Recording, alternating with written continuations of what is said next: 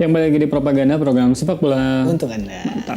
Kak, di segmen yang pertama tadi tuh kita lagi ngebahas soal Akademi Chelsea lah ya. Betul. Yang mana mereka berhasil menjuarai FA Youth Cup 2017 dan itu adalah keempat secara beruntun. Betul. Artinya sebenarnya ada banyak potensi dari para pemain muda. Di segmen yang kedua ini kita masih ada korelasinya lah. Yaitu soal Akademi Borussia Dortmund. Yep. Nah, Akademi Borussia Dortmund ini banyak diantaranya tuh yang dipromosikan sama Jurgen Klopp. Karena Jurgen Klopp ini adalah salah satu pelatih terbaik yang pernah ada setelah Jajang Nurjaman. Wah. Dia sudah menangani lebih dari 1.000 pertandingan sejak debut kepelatihannya pada 2001 bersama Mainz. Hingga musim 2022-2023 ini, Klopp cuma menangani 3 kesebelasan dengan durasi yang hampir sama, yaitu 7 tahun di Mainz dan Dortmund, dan musim ini adalah musim ke-8 bersama Liverpool, sekaligus musim terakhirnya. Mungkin ya, tapi kayaknya bisa sih sampai akhir musim. Nah, tentu sulit untuk mengandalkan sekelompok pemain berumur dalam 7 tahun masa kepelatihan. Nah, ini yang membuat Klopp ingin memaksimalkan jasa para pemain muda. Hal ini pula yang dilakukan Klopp bersama Borussia Dortmund. Ia tidak malu memainkan pemain muda. Soalnya pada saat di Dortmund ini ia menjuarai Bundesliga kan musim 2010-2011 dan mereka menjadi tim termuda yang pernah memenanginya. Gila, bayangin itu isinya pemain muda semua. Benar. Setidaknya terdapat 12 pemain yang dipromosikan Klopp selama melatih Dortmund. Yang pertama ini ada Marcel Schmelzer. Schmelzer ini adalah pemain pertama yang diberi debut oleh Klopp. Uniknya, ini ia lakukan di pertandingan pertamanya saat melatih Dortmund. Schmelzer masuk dari bangku cadangan dalam kemenangan 3-1 atas Rot-Weiss Essen di ajang German Cup pada Agustus 2008. Nah, 2 tahun kemudian bek kiri ini main di semua pertandingan Bundesliga ketika Dortmund meraih gelar pertama mereka itu.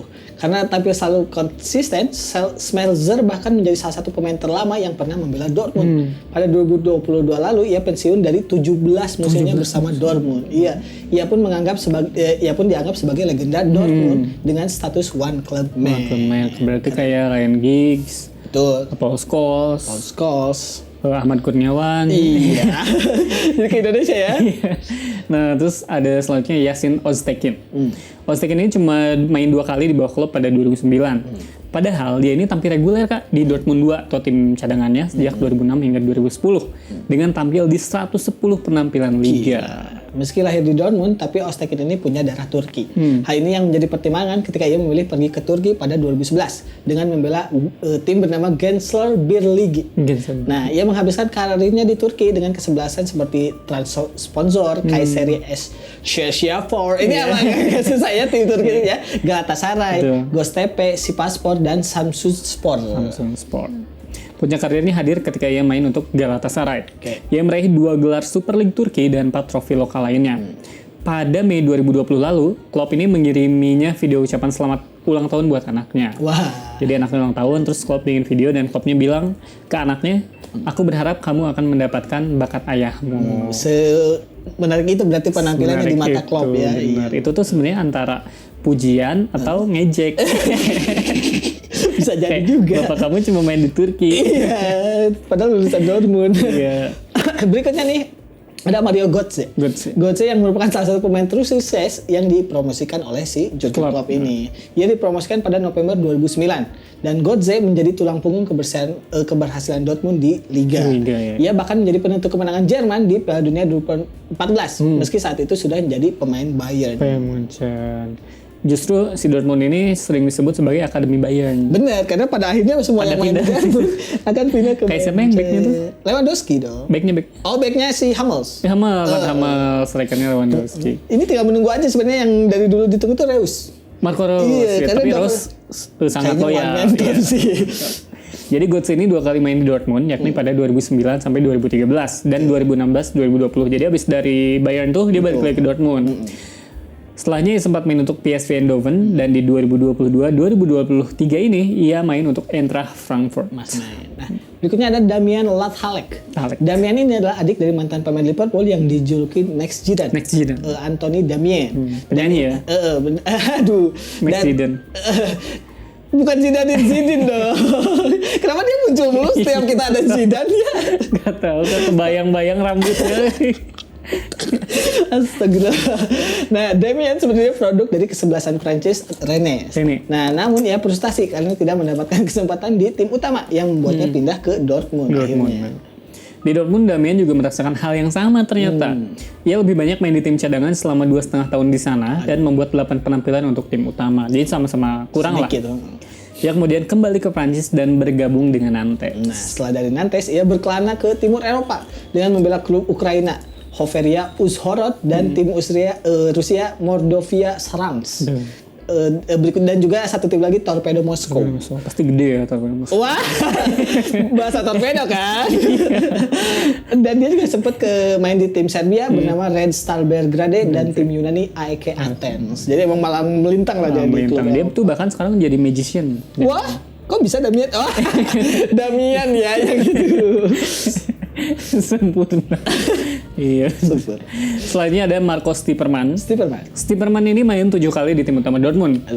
Untuk mendapatkan menit bermain, dia sempat dipinjamkan ke Alemannia Aachen. Pada 2012, ia pindah ke Energie Cottbus dengan biaya transfer cuma 200.000 euro. Gak nyampe sejuta loh. Dari Cottbus, ia pindah ke Greuther Fürth dan VI Bochum.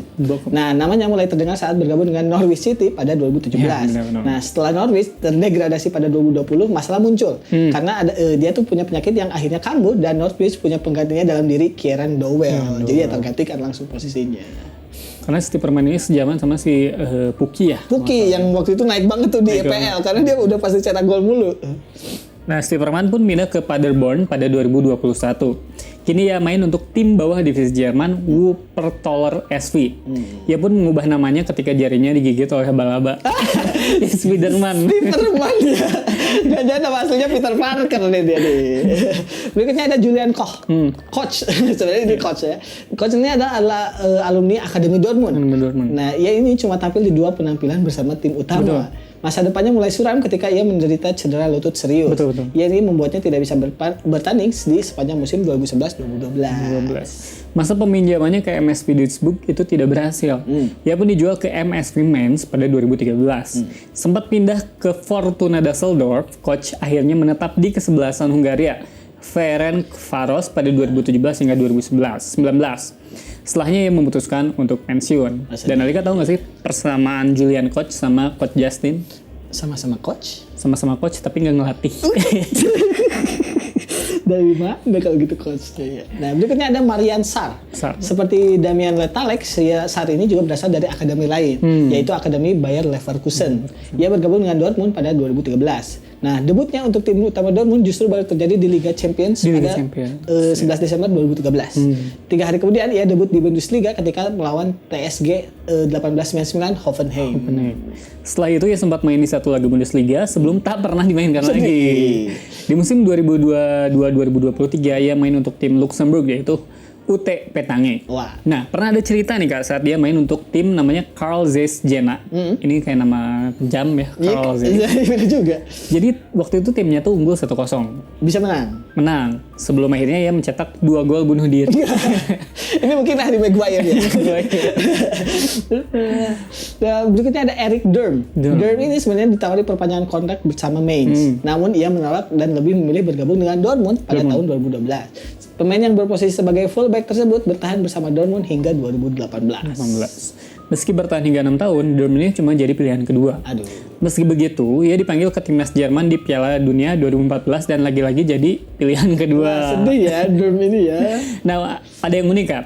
Durm ini posisi aslinya tuh striker. Nah, baru di Dortmund, klub itu bilang ke dia, Durm, kayaknya kamu lebih cocok jadi back. Jauh ya, perpindahan posisinya jauh ya. Ia pun akhirnya memilih pindah posisi jadi back. Apalagi waktu itu Dortmund punya Robert Lewandowski. Kalau saingannya Lewandowski sih saya juga mendingan jadi kiper bahkan. Nggak sanggup saya. Berikutnya ada Koray Gunter namanya. Seperti Durm, Gunter ini juga seorang penyerang pada awalnya nih. Posisinya diubah menjadi back dan diberi debut oleh Klopp pada akhirnya. Sayangnya itu jadi satu-satunya penampilan Gunter bersama tim utama Dortmund. Emang suka menggeser-geser posisi ya si Klopp ini ya. Bener ya. Nah, pada musim 2013-2014, dia dijual ke Galatasaray dengan nilai 2,5 juta euro pada Januari 2014. Lumayan. Penampilannya di Turki terganggu karena dia ini cedera ACL. Ia pun sempat pindah ke Serie A dengan membela Hellas Verona. Klopp ini sebenarnya juga udah punya harapan besar untuk si Gunter. Correct. Soalnya ia bagus secara atletis, tekniknya oke, cepat dan punya lompatan tinggi. Ada satu hal tapi yang membuatnya tidak diberi kesempatan oleh Klopp.